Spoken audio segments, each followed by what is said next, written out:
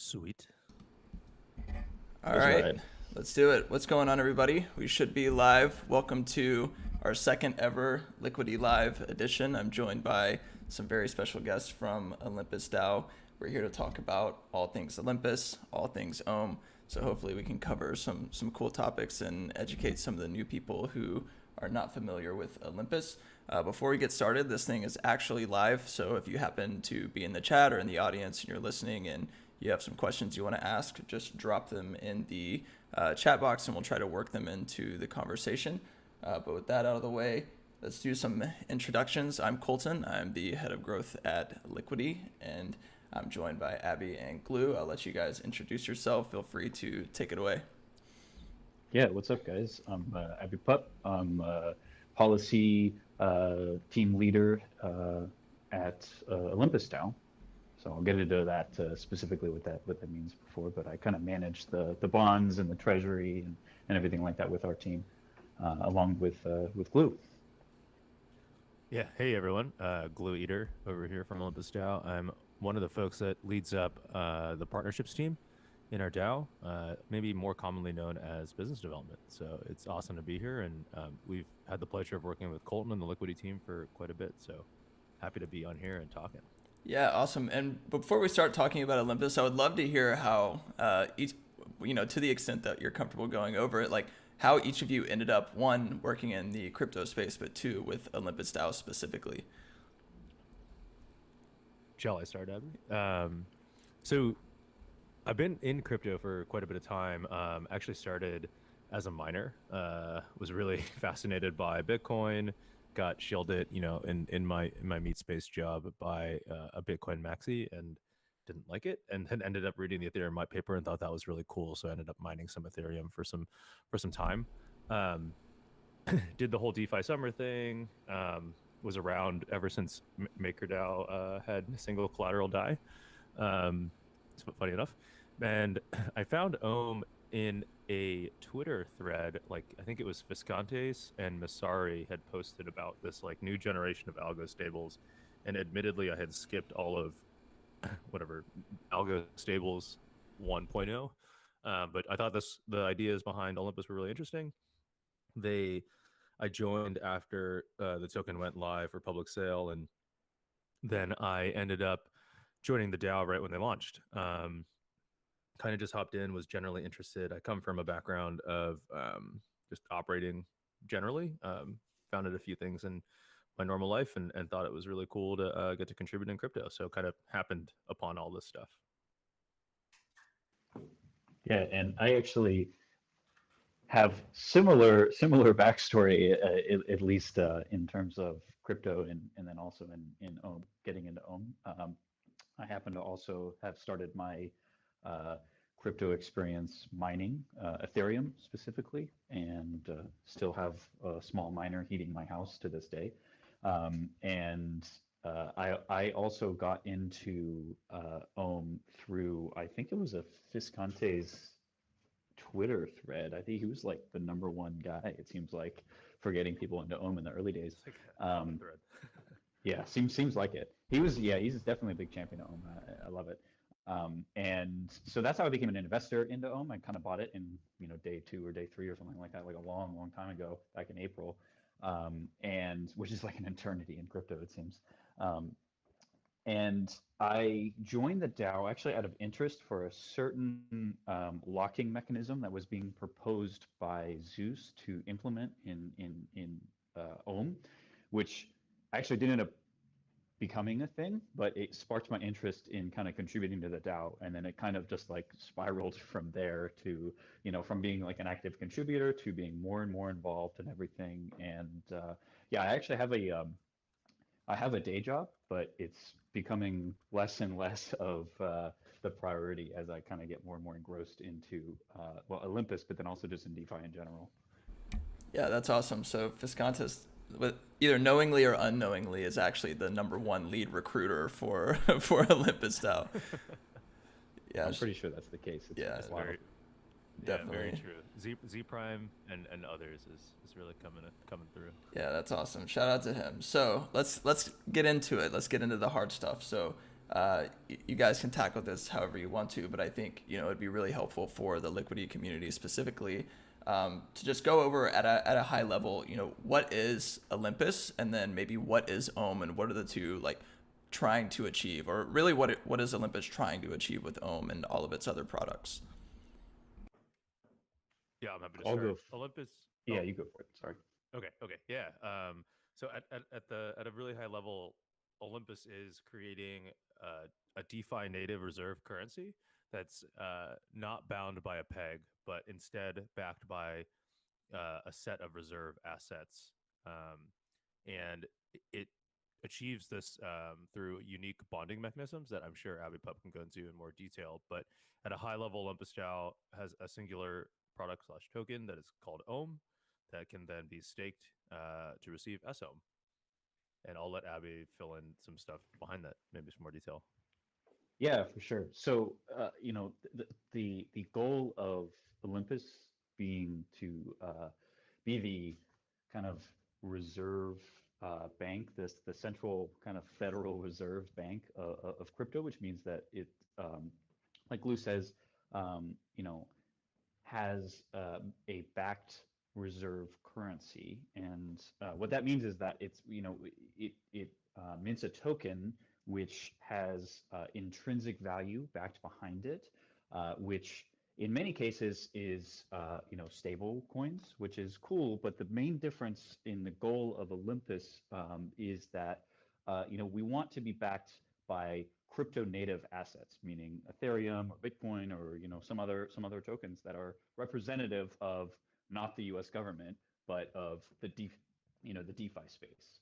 I think that's a key area where that's a key problem that we're trying to solve is we're removing our reliance on kind of the U.S. Federal Reserve and kind of graduating and growing up and becoming our own space.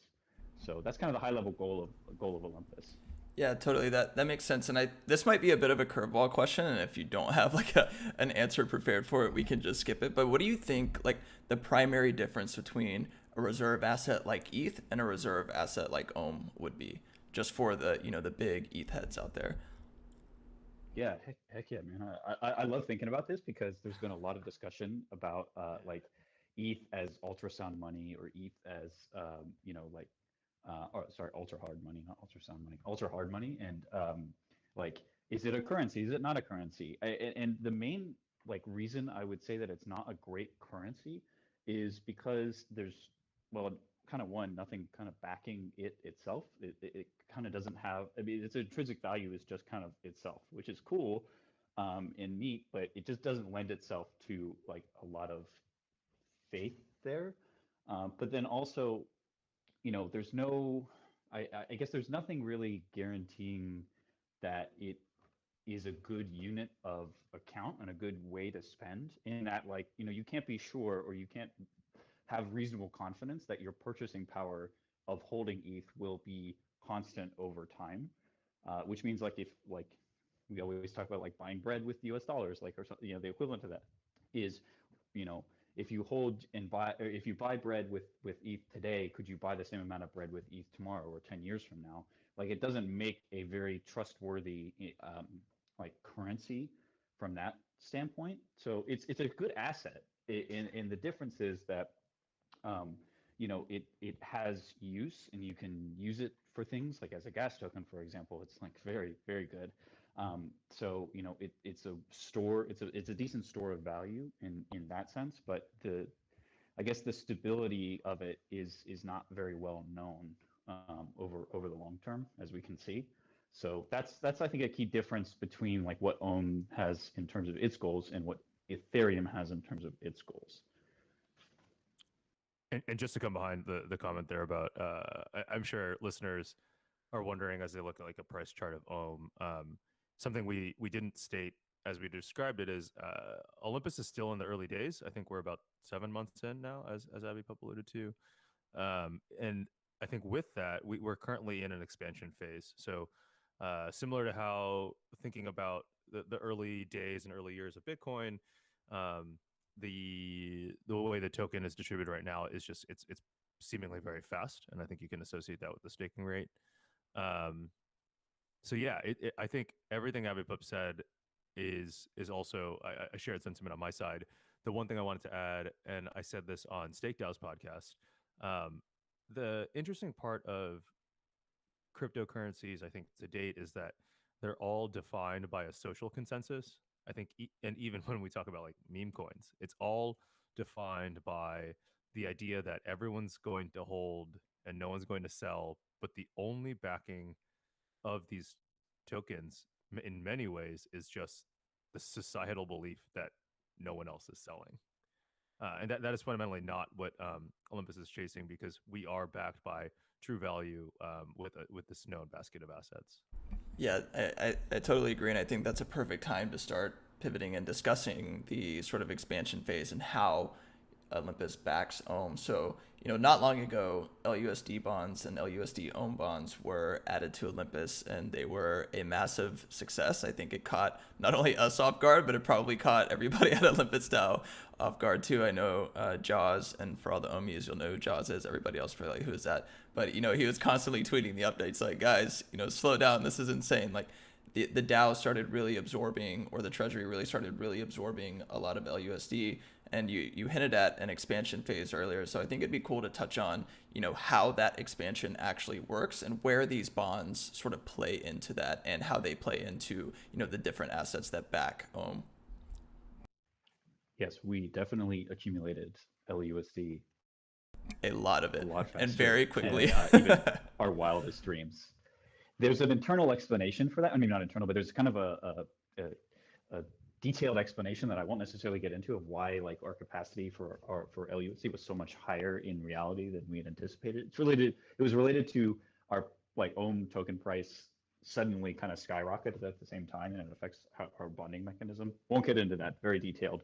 But at a high level, I will step back and talk about how the Ohm token becomes backed, which is obviously incredibly important to being a good reserve currency, is that you have intrinsic value, i.e. stable coins, interest-bearing assets, etc., backed by your backing your token. So how do we get those interest-bearing assets, those stable coins, those kind of things that have intrinsic value, is through a bonding mechanism, which is essentially a sale or a trade between the protocol and its users. So what happens is a user decides, I have LUSD and I want Ohm token. And Ohm protocol says, that's great, we want LUSD and we have Ohm token that we can mint. So we will give you, the user, a discount of, we'll say, for example, 5%, in exchange for your LUSD token. So what'll happen is you give the protocol $100 worth of LUSD, and you get, after 5 days, $105 back. So there's a clear benefit to the user. You make money, and the benefit to the protocol is that we now have reserve assets, or we can also take liquidity in as well, not just just straight LUSD, but also Ohm LUSD. And so the more liquidity that you have owned by the protocol, the more guaranteed stability your token pairing has. I think we've seen, especially in the early days of like stable coins, if you don't have enough liquidity in your trading pairs, the price will fluctuate all over the place, and it's not great. So it was very important for us to get liquidity, and so that's our main mechanism for how we, number one, get liquidity and reserve assets, and number two, get Ohm out into the hands of the people. Yeah, interesting. And you made a really good point. I think that, when it comes to protocol-owned liquidity, I think this is where Olympus is very unique, and Ohm as an asset is very unique. We've seen a lot of experimentation when it comes to sort of, either algorithmic stablecoins or even algorithmic reserve-like assets. And Olympus is really the first one that has said, okay, not only do we need to back this thing by other assets that are within DeFi, whether that's LUSD or DAI or Frax, but we also need to back it by liquidity. I would love for you to expand on that a little further, and like, why is it important for Olympus, for example, to not only take in a bunch of LUSD, but also take in a bunch of LUSD Ohm LP as well. So the critical piece there is the liquidity actually facilitates the ability to offer these bond mechanics. So if you think about it, we actually we incentivized Ohm LUSD liquidity in the beginning so that there would be thick enough liquidity to avoid slippage for you to be able to not only acquire Ohm but pair it as an LP and then get bonds. The other important part that Abby Pup was alluding to there is that the thicker the liquidity, the more that trades can be routed through it, and the more we become intertwined into the DeFi ecosystem. So I think if you check today on SushiSwap, we are probably the top traded pair over the last 7 days, I think, in volume. At one point, I was looking, and I think across all dexes, we were doing over $500 million on a 7-day timeline. I'll let Abby Pup add in there, though. I think he probably has some thoughts too. Why do we need liquidity? Yeah, totally. So number one, there's kind of two facets to this. You definitely nailed the first facet, which is just having straight up liquidity in a liquidity pool is totally crucial. If we did, you said 5 billion, 7 billion, it was like billions of dollars of trading volume. And you can't do that in a stable way without having a significant amount of liquidity in a pool to absorb buys and sells. So, without getting too much into the nitty gritty of how like XYK or like Uniswap V2 pools work, you have to have quite a bit of money in there in order for trades to happen with, low or tolerable slippage.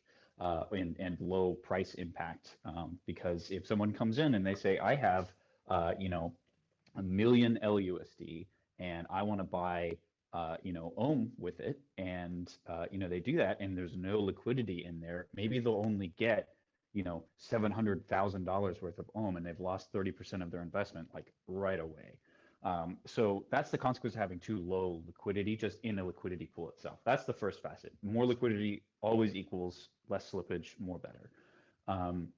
The second facet, which is key to like this protocol owned liquidity, is protection from price dumps and protection from spiraling events, which I mean that as price goes down, and if we say, for example, we have a 20% market drawdown in some protocols pool that doesn't have protocol owned liquidity, meaning there's just totally distributed users have the liquidity. Those users are incurring this loss, and many of them will say, that's too much of a loss, I'm exiting and I'm selling my liquidity out. So not only is there a 20% drawdown in your like token price, there's also much less liquidity in the system now because users have dumped the liquidity, totally exited, and made the whole thing actually even worse by doing so, because now there's less liquidity to absorb even more price action caused by that. And it's this whole spiraling kind of issue that you can see happen. So the clear benefit of having protocol owned liquidity, which I think Ohm has done a pretty decent job of kind of championing that over the past couple months, is only a slightly decent job. Yeah, slightly decent. Like not terrible. Yeah, not terrible. Only started a small trend, really small. Yeah. What DeFi 2 something? I don't know. I never heard of it. Yeah, definitely. And yeah. Those are both super helpful answers from both of you. And I think, now that we've talked about why this backing is so important, I think it'd be interesting to cover why certain assets are chosen and why those assets are used to back Ohm. So I know you guys started with DAI. We don't want to talk about those guys. Partly kidding. And then Frax, who we're really good friends with. And then, ETH is another asset that backs. But why is something like LUSD an interesting asset to back Ohm, or even LUSD Ohm LP? Like what makes LUSD particularly unique or useful to Olympus? Yeah, I'll start out by saying, just from a general process perspective, and I'll let Abby Pup dive in on the details of like specifically how we landed on LUSD. So we, in our DAO that you mentioned, we have a number of contributors. There's actually almost 100 now, and we divide into different departments. One of the really unique departments we have is our treasury group. It's a combination of the policy team and partnership team, and we have a group of people that have created a framework that look and evaluate what is out in the landscape of DeFi, and that would be interesting to be part of the backing assets in the OlympusDAO treasury. So at the jump, the reason I think DAI was selected was it was just like the most highly liquid, highly available token to start, and then it seems that we've progressed more and more down the road of decentralization. And I'll pass the mic to Abby to give some more insights into. We were looking at a lot of different stablecoins alongside LUSD, which are not necessarily off the table, but I think there's probably some really good insight he has as to why LUSD first.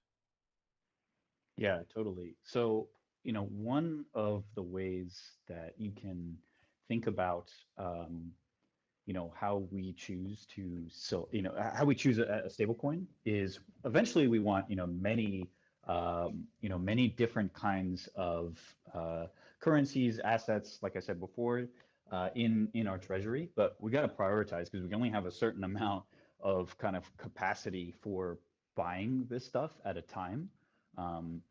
So how do you prioritize then is kind of the question.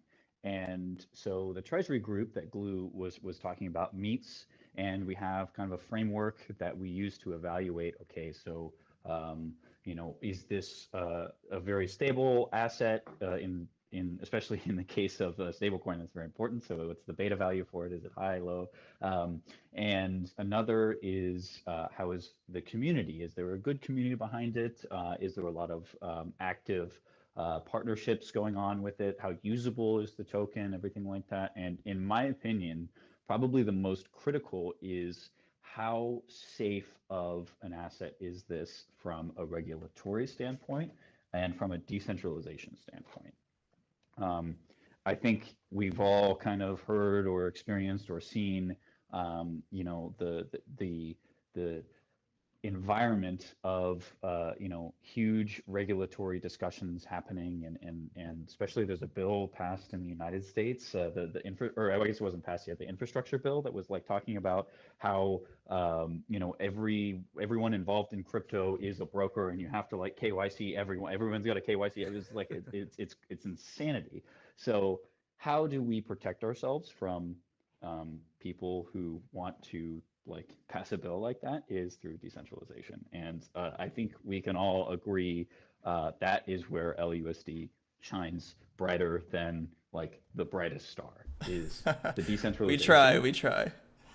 You tried, yes, and you succeeded for sure. So that for me was like just it blows everything out of the water in such a beautiful and elegant design of the system that it just like it had to be one of the first assets, not even just stablecoin or whatever, but just assets that we hold is something like that.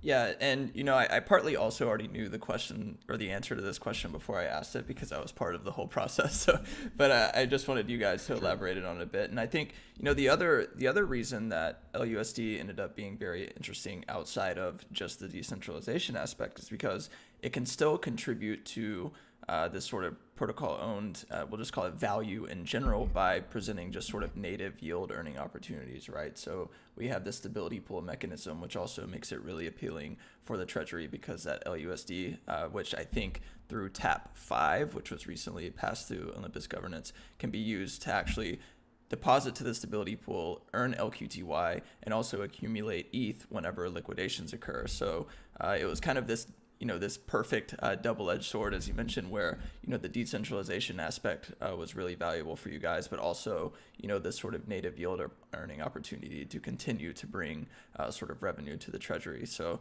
I think LUSD is really unique in that way. And we've even seen Fei Protocol. They just recently posted a proposal, about 3 days ago, wanting to do the same thing. So I think they're going to give you guys a run for your money and try to accumulate around 100 million LUSDs. So we might have some competition on our hands, DAO versus DAO competition on our hands, to see who can get the most LUSD. So it should be exciting times. But I also think we should touch on, recently bonds were sort of sold out. So maybe we should touch on, LUSD Ohm bonds were sold out, and I think LUSD bonds were also sold out, but I think they've been turned back on. So can we talk about that process a little bit? What was sort of the what are the reasons you guys think that, one, they were selling so quickly, but also two, what does it mean for a bond to be sold out? Do those get turned back on? Or are they permanently turned off, et cetera?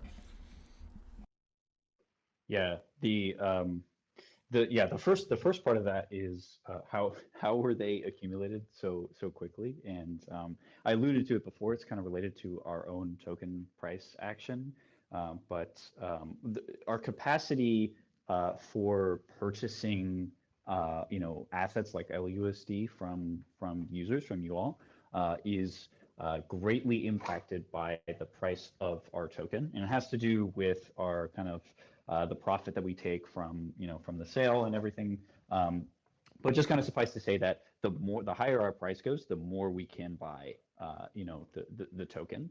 And so when we turned on the bonds for LUSD and Ohm LUSD, I think we were sitting at $400 of Ohm, and then within a span of a week or 2 weeks or something like that, we rocketed up to $800 or $1,000 or something like that. So that greatly impacted how much LUSD and Ohm LUSD we could buy, wherein we bought many figures. All of it. Pretty much all of it. Yeah, I think we're sitting at 16-15% of it's a high percentage. So the Fei buying more LUSD, I think, is a good thing. I was going to pull up the numbers: 76 million LUSD, and then Ohm LUSD LP we have about 61 million of. So quite amazing. Yeah, and you guys are the number one holder of LUSD, I'm pretty sure, by a long margin. Well, yeah, behind the stability pool. I checked. Yeah, that's an unfair advantage. So not counting the stability pool, you guys are the number one. Yeah, I think it would be a weird day if Olympus was number one ahead of the stability pool. That would be kind of wild. Yeah, we'd have to have a chat about that. Deposit into it. Yeah, right. Yeah. Well, yeah, that's also true. So, but I think that brings up a great point. The second point is why we stopped is largely because, almost if not basically entirely, because we had too much, or we had quite a bit that if we had more, we would start to see maybe negative impacts on the LUSD ecosystem. And part of that is because, like you said, we hold it in our treasury and it's a bit out of circulation. One thing that's important to note about Olympus protocol is that we don't ever intend to sell what we hold in the treasury, especially our reserve assets.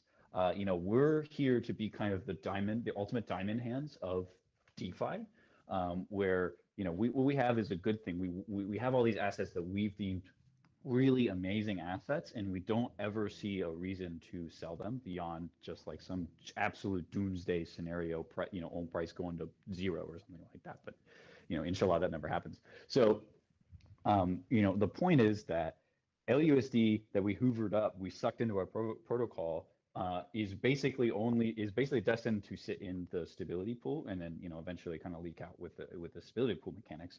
But that's it. And until that point, it's sitting in the treasury, kind of out of circulation, and that's not a great use case for LUSD. So we wanted to kind of have a hard stop of the bonds until we can deploy through our governance process, the LUSD in the reserve LUSD that we have into the stability pools. The liquidity that we have, the Ohm LUSD stuff, is a little bit different. It's kind of active from the start because that's liquidity that can be used immediately by everyone in DeFi.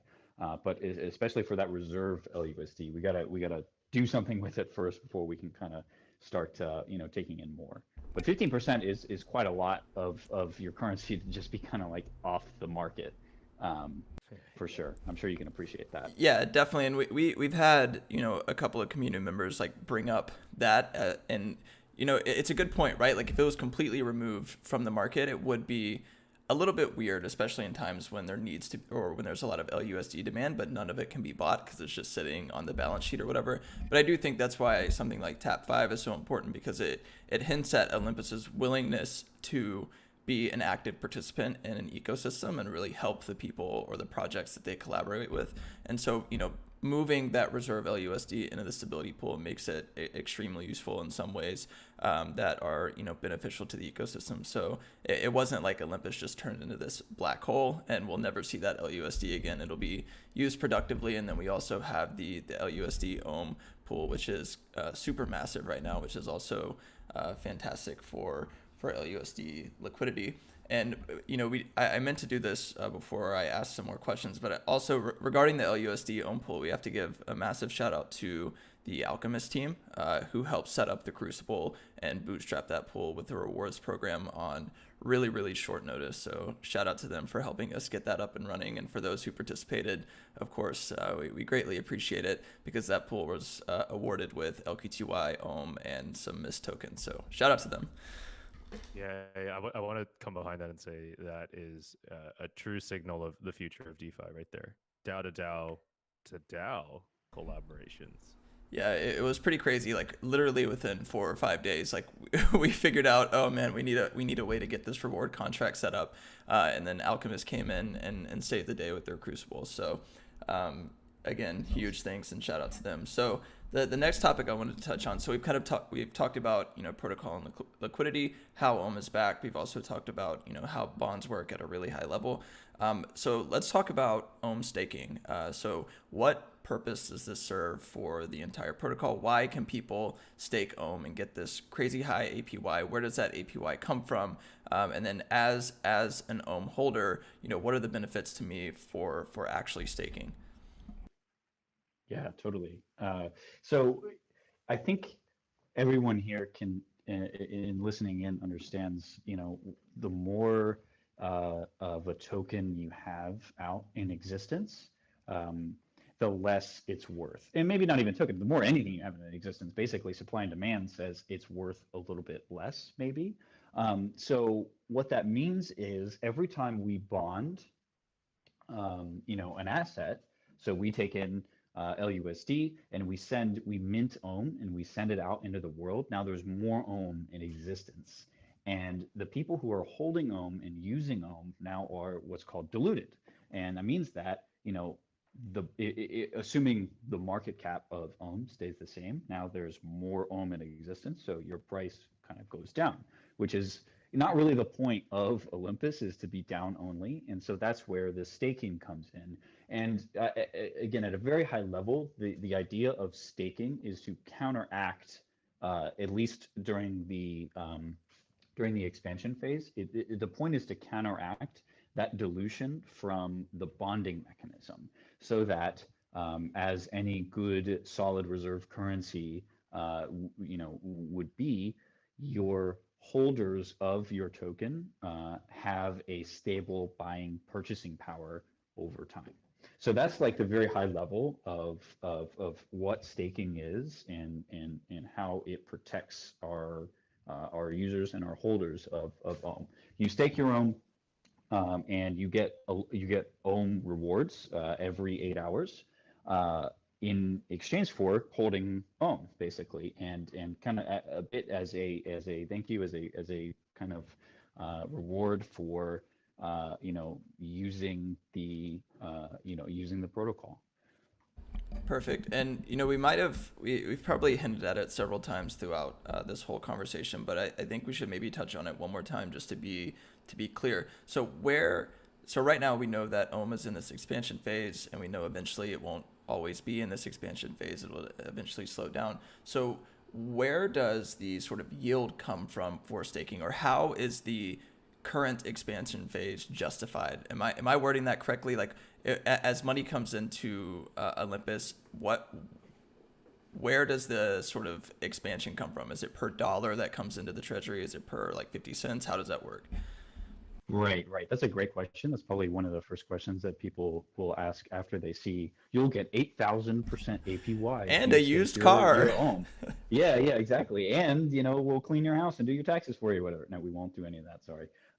We don't want to know where you live, because then we have to like write down your social security number, and then that's bad time. So the reason why APY is so high right now is basically a function of our aggressive purchasing of assets in the space.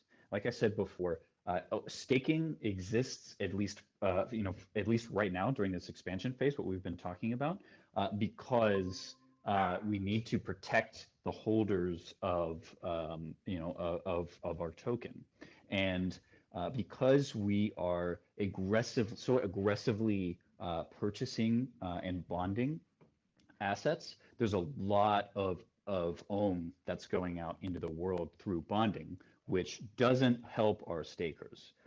So, I mean, we went in a span of 7 months, treasury assets from basically zero, or I think we started with like, I don't know, maybe a couple $100,000 in the treasury just in the seed rounds, to we have what, $700 million in treasury assets right now in a span of 7 months. So like that's a lot of X's to get from 100,000 to 700 million, and that required a lot of Ohm to be bonded and sent out into the world.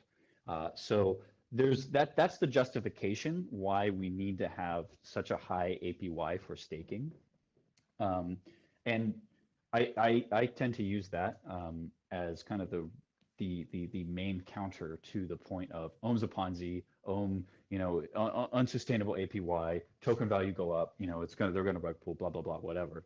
And that's that's the counter. That's kind of the opposite of what we're doing here, obviously. So I hope that's a little clearer, anyways, in terms of why is our APY so high? Yeah, that makes a ton of sense. And regarding the APY being sustainable, I think the funny part about that is like we all know that, right? Like that's the whole point of it being so high now during the expansion phase. Eventually it'll go down. And if you go look at if you kind of browse through the governance forum, you'll actually notice posts where there's sort of justification for how that APY gets brought down and how the expansion phase actually starts to slow over time, as I think the most recent framework is based on sort of outstanding or circulating Ohm supply. Am I right on that?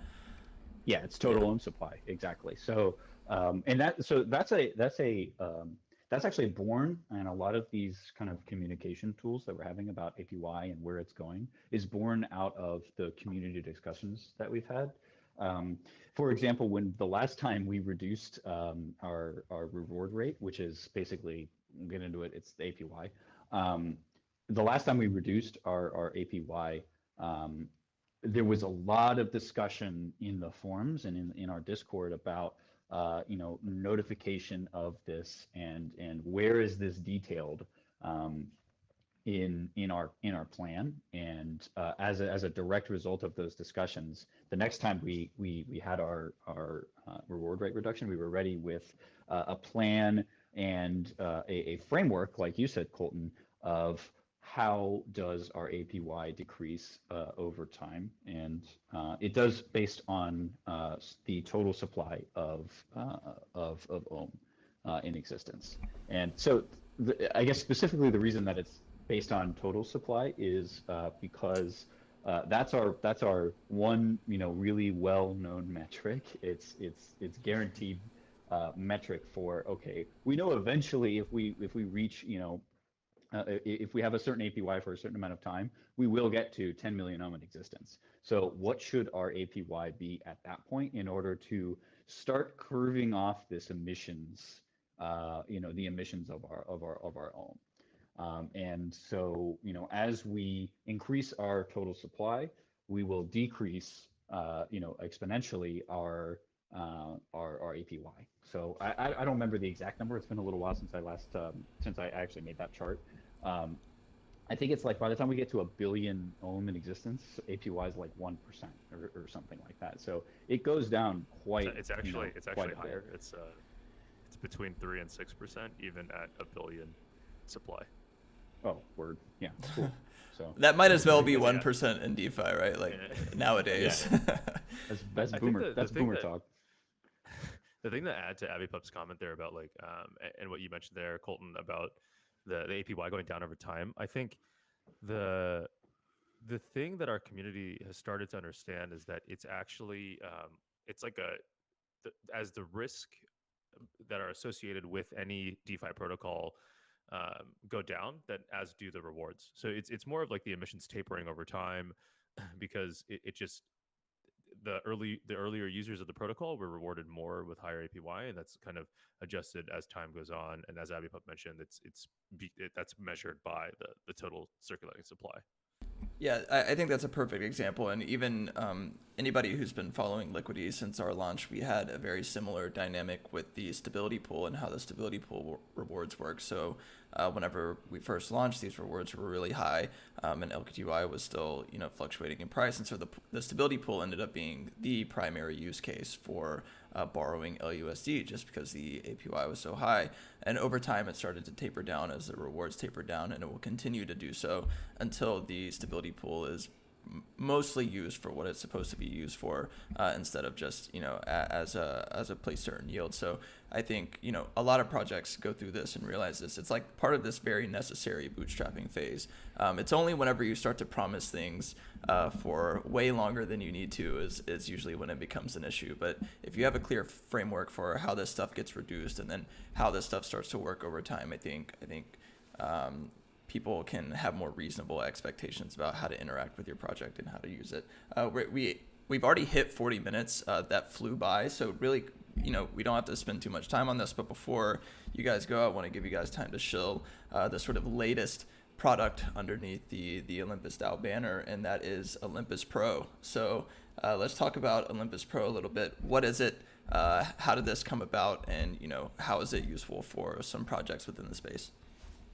Yeah. Thanks for sticking around, everybody. Olympus Pro is our DAO to DAO or enterprise offering, where we have abstracted out our bond mechanics and allow other protocols to own their own liquidity.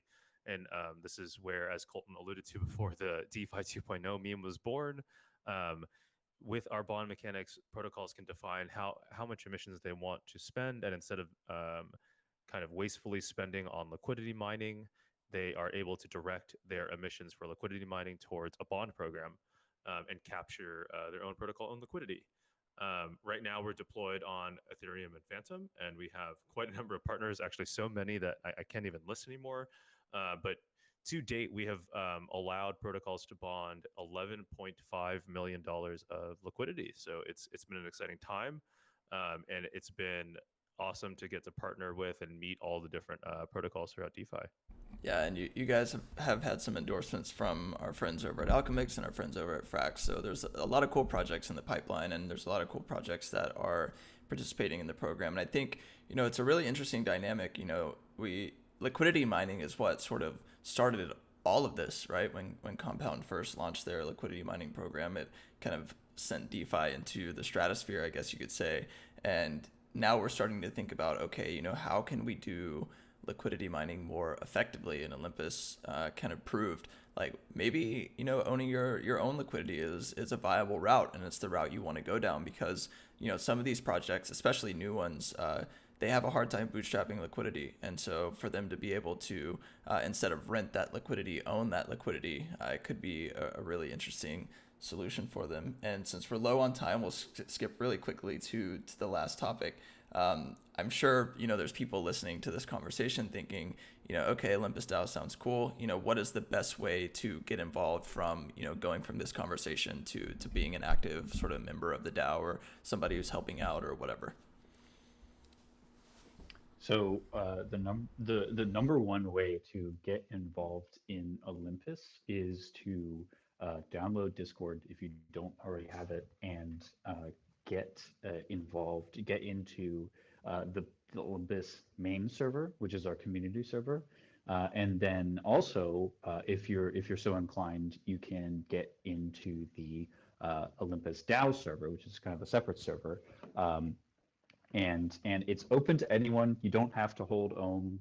We take all Ohmies, of any size, shape, form, in the DAO and in the community too. And discussion is always welcome. Talking is always welcome. If you have some idea, we have ways to share there too. And if you want to, work with us, with the whole team, we can onboard you very easily too.